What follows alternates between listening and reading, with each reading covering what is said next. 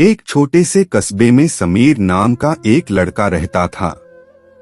बचपन में ही पिता की मृत्यु हो जाने के कारण परिवार की आर्थिक स्थिति बड़ी दयनीय थी। समीर की मां कुछ पढ़ी लिखी जरूर थी, लेकिन उतनी पढ़ाई से नौकरी कहाँ मिलने वाली थी। सो घर घर बर्तन मांजकर और सिलाई बुनाई का काम करके किसी तरह अपने बच्चे को पढ़ा लिखा रही थी। समीर स्वभाव से थोड़ा शर्मीला था और अक्सर चुपचाप बैठा रहता था। एक दिन जब वो स्कूल से लौटा तो उसके हाथ में एक लिफाफा था।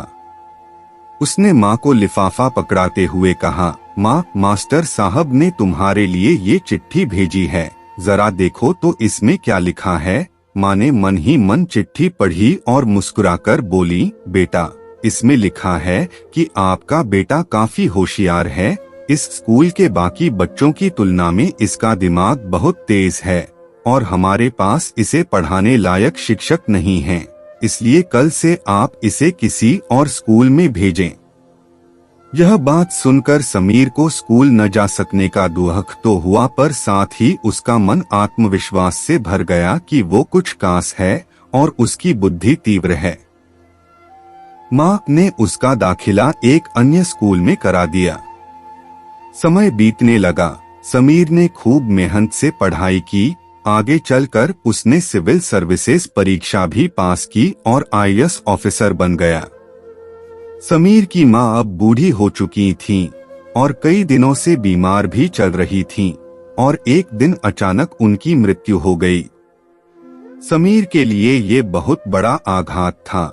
वह बिलख बिलख कर रो पड़ा। उसे समझ नहीं आ रहा था कि अब अपनी माँ के बिना वो कैसे जिएगा। रोते रोते ही उसने माँ की पुरानी अलमारी खोली और हाथ में उनकी माला, चश्मा और अन्य वस्तुएं लेकर चूमने लगा।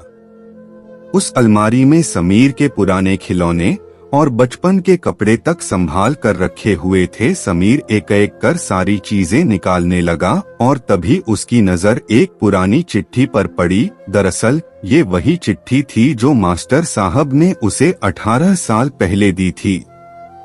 नम आंखों से समीर उसे पढ़ने लगा। आदरणीय अभिभावक, आपको बताते हुए हमें अफसोस हो रहा है कि आपका बेटा समीर पढ़ाई में बेहद कमजोर है और खेलकूद में भी भाग नहीं लेता है। जान पड़ता है कि उम्र के हिसाब से समीर की बुद्धि विकसित नहीं हो पाई है। हम इसे अपने विद्यालय में पढ़ाने में असमर्थ हैं। आपसे निवेदन है कि समीर का दाखिला किसी मंदबुद्धि विद्यालय में कराएं अथवा खुद घर पर रखकर इसे पढ़ाएं। सादर, प्रिंसिपल। समीर जानता था कि भले अब उसकी माँ इस दुनिया में नहीं रही, पर वो जहाँ भी रहें उनकी ममता, उनका आशीर्वाद सदा उस पर बना रहेगा।